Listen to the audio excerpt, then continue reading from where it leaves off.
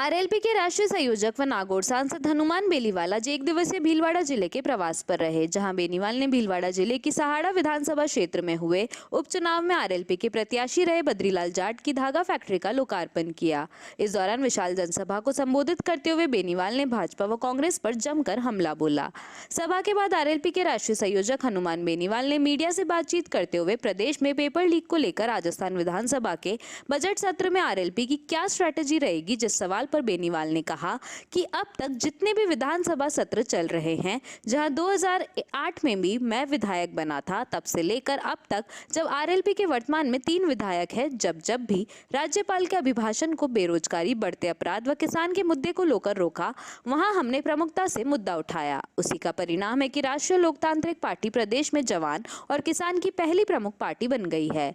RLP ने paper leak मामले में पूरे राजस्थान में प्रदर्शन किया। सभी 33 जिला मुख्यालय पर बड़े प्रदर्शन हुए और 2 से 5 दिन में पेपर लीक मामले में एक जयपुर में प्रदेश स्तरीय बड़ा प्रदर्शन करेंगे। इस मामले की सीबीआई जांच हो।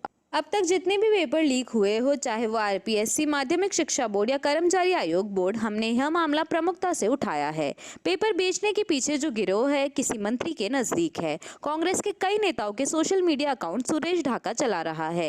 निश्चित रूप से सुरेश ढाका के तार कहीं ना कहीं लंबे जुड़े हुए हैं। मैं वसुंधरा व गहलोत के गठबंधन की बात इसलिए करता हूँ क्योंकि वसुंधरा के समय में भी आरपीएससी का चेयरमैन जेल गया था, वह 10 भर्तियां रद्द हुई थी। वहीं सरकार में भी 17 से ज्यादा भर्तियों के पेपर आउट हुए हैं। सरकार के मंत्री, अधिकारी, सीएम ऑफिस के अफसरों के साथ ही सीएम के निजी लोगों पर पेपर लीक के आरोप लगे हैं। यही वसुंधरा और गहलोत का गठबंधन है। पेपर लीक को लेकर वसुंधरा एक शब्द नहीं बोलती है। अपराध में राजस्थान एक नंबर पर आ गया है। अपराधी खुलेआम व माफिया राज पनप रहे हैं। लोकतंत्र में सत्ता सबसे बड़ी होती है। वहीं भाजपा की जन आक्रोश रैली पर भी निशाना साधते हुए आरएलपी सुप्रीमो ने कहा कि भाजपा जन आक्रोश यात्रा निकाल रही है। किस बात का जन आक्रोश है? भाजपा ने तो राजस्थान में भ्रष्टाचार बढ़ाया है। भाजपा के खिलाफ देश में किसानों को आक्रोश है। वही अग्निपथ को लेकर जवानों में आक्रोश है। पेट्रोल डीजल की बढ़ती महंगाई के खिलाफ प्रधानमंत्री मोदी के खिलाफ आक्रोश है। किस मुंह से भाजपा वाले आक्रोश यात्रा निकाल रहे हैं? चुनाव नजदीक आ गए हैं, इसलिए आक्रोश यात्रा निकाल रहे हैं। इसलिए हमारी मांग है कि तीसरे मोर्चे को वोट दो और हमारे को देखो। हम दोनों पार्टियों के गठबंधन को खत्म करेंगे। 2023 में चुनाव होने वाले हैं। आरएलपी 200 सीट पर अकेले चुनाव में जाएगी या भाजपा, कांग्रेस, बसपा के साथ गठबंधन होगा? जिस सवाल पर हनुमान बेनीवाल ने कहा कि भाजपा कांग्रेस से कोई गठबंधन नहीं होगा। अभी जितनी भी पार्टियां हैं जिनका गहलोत ने विलय कर लिया है, जिसमें बसपा, लोकदल, बीटीपी या कोई अन्य दल, उन पार्टियों से गठबंधन के लिए हमारे रास्ते खुले हुए हैं। जो पार्टी कांग्रेस व बीजेपी के खिलाफ मोर्चा खोलकर बैठे हैं, उन पार्टियों के साथ हमारा गठबंधन हो सकता है। अगर गठबंधन होता है तो 150 सीटों पर आरएलपी अकेले चुनाव लड़ेगी व 50 सीटें गठबंधन वाली पार्टी को दी जाएगी। आरएलपी का जनाधार बढ़ रहा है। हरीश चौधरी व दिव्या मदेरना लगातार बयान देती है कि जिस पर बेनीवाल ने कहा कि उससे कोई फर्क नहीं पड़ने वाला है। पिछले विधानसभा चुनाव में वह हमारे से आशीर्वाद लेकर दोनों चुनाव जीते थे। कार्यक्रम में राष्ट्रीय लोकतांत्रिक पार्टी के प्रदेश के समस्त दिग्गज राजनेता, पदाधिकारी, सहाड़ा से आरएलपी के प्रत्याशी रहे बद्रीलाल जाट व डॉक्टर श्रवण सिंह चौधरी सहित हजारों की संख्या में आम जन मौजूद रहे। थे तब चुनाव जीते थे, ऐसे चुनाव नहीं जीते थे। और मैं उनको चुनौती देता हूं कि चुनाव अगर खुद में दम है, इस बार जीत के दिखा लेना। इस बार तो राजस्थान की तमाम सीटों में राष्ट्रीय लोकतांत्रिक पार्टी लड़ेगी, तब पता लग जाएगा कि किसमें कितना दम है। ये भीलवाड़ा ही नहीं, पूरे राजस्थान के अंदर किसान के बेटों का ध्यान रखा और उसका रिजल्ट ये आया कि मेरी पार्टी की सीटें कम आई, मेरा वोट कम रहा।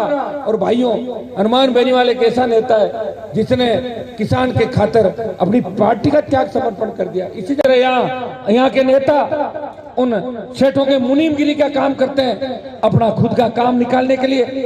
किस तरह भ्रष्टाचार भीलवाड़ा के अंदर हुआ। मैं बीजेपी के नेताओं की तरफ भी मैं कहना चाहूंगा कि जब 8 से 13 कांग्रेस की सरकार थी तो भीलवाड़ा में कांग्रेस के भ्रष्टाचार के खिलाफ बीजेपी के विधायक विधानसभा में फुदकते थे। 13 से 18 जब उनका शासन आया तो मैंने कहा जांच कराओ।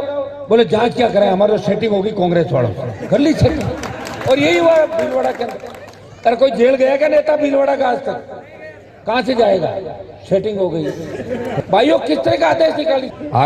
पेपर लीक के मामले को लेकर भी आरएलपी बड़ा प्रदर्शन 5-7 दिन के अंदर जयपुर राजधानी के अंदर करेगी। बजरी का आंदोलन में वहां जाके बाड़मेर 2-4 दिन के अंदर करूंगा। बाड़मेर के अंदर सरकार को घेरूंगा। बिजली का आंदोलन करेंगे। आप रोज देख रहे हैं लड़ कौन रहा है, मैं ही लड़ रहा हूं। चाहे विधानसभा का फ्लोर हो, तीनों विधायक लड़ रहे हैं।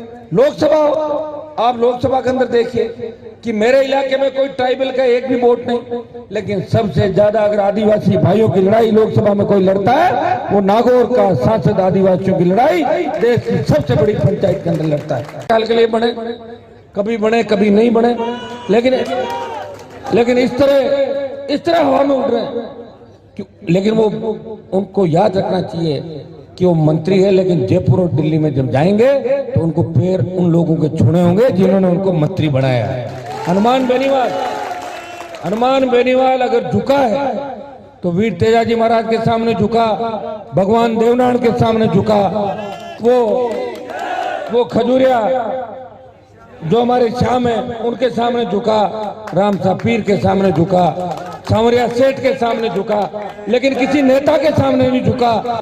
कि राजस्थान में तो भारतीय जनता पार्टी की 150 सीट आ रही है। जैसे ही सरदार शहर का उपचुनाव हुआ, जब मैं लोकसभा के अंदर गया तो एक ही बात चली कि भारतीय जनता पार्टी आरएलपी की वजह से हार गई राजस्थान में, और आरएलपी के बिना भाजपा का कोई वजूद नहीं। तो भाइयों ये बात अगर दिल्ली में किसी ने चलाई, वो नागौर के सांसद ने आपके प्रयास, परिणाम और संघर्ष से मोदी तक का दिमाग ठीक कर दिया।